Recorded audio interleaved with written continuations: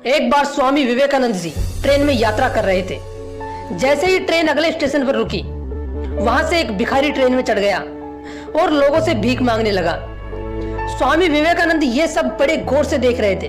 वो भिखारी स्वामी विवेकानंद जी के पास आया और अपनी गरीबी का हवाला देते हुए उनसे भीख मांगने लगा, लेकिन स्वामी विवेकानंद जी कुछ नहीं बोले।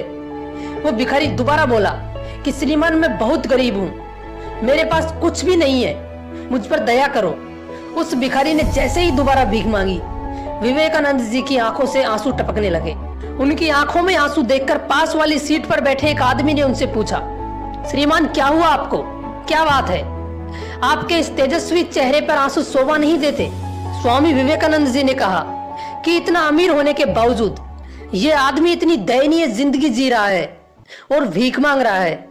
ये देखकर मुझे बहुत कष्ट हुआ, इसलिए मेरी आंखों में आंसू आ गए।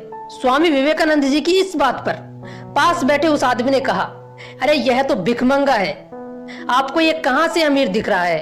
तब स्वामी जी ने भिखारी से पूछा, क्या आप मुझे अपना एक हाथ 10 लाख रुपए में बेच सकते हैं? मैं खरीदना चाहता हूं, आपको अभी पूरे पैसे दे दूंगा।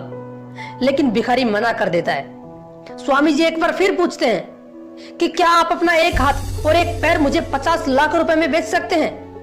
लेकिन भिखारी फिर मना कर देता है।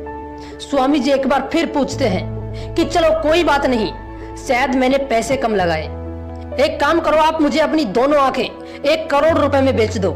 लेकिन इस बार भिखारी मना करते हुए विवेकानंद जी से पूछता है कि श्रीमान जी, ये क्या बोल रहे हैं आप, मैं इन्हें कैसे बेच सकता हूँ? इस पर स्वामी जी उस भिखारी को जवाब देते हैं कि तुम इन्हें बेच नहीं सकते, लेकिन इनका उपयोग अगर तुम भीख मांगने के बजाय मेहनत करके जिंदगी में कुछ अच्छा करने में करोगे तो तुम्हें भीख मांगने की जरूरत नहीं पड़ेगी।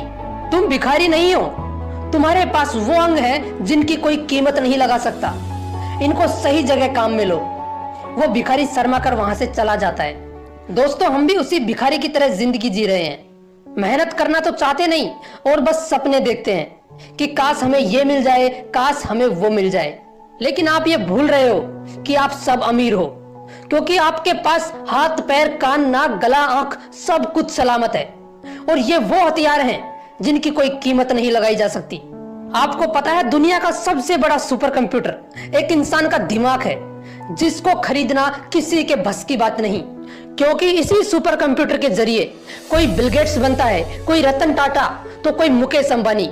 यार, सब कुछ सलामत होने के बावजूद भी हम ईमानदारी से मेहनत नहीं करते और भिखारी की तरह जिंदगी जीते हैं। मैं ऐसी सैकड़ों कहानियां आपको बता सकता हूँ जिसमें किसी के हाथ नहीं था, किसी के पैर नहीं, किसी के आंख नहीं, और एक इंसान तो ऐसा भी है जिसके दिमाग ने ही काम करना बंद कर दिया था, लेकिन फिर भी ये लोग अपनी लाइफ में बहुत बड़ा कर गए।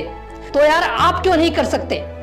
आज से एक बात याद रखना कि आप भी अमीर हो, क्योंकि आपके पास बेशकीमती इंसानी शरीर है जिससे आप वो सब कर सकते हो जो आप सोच सकते हो।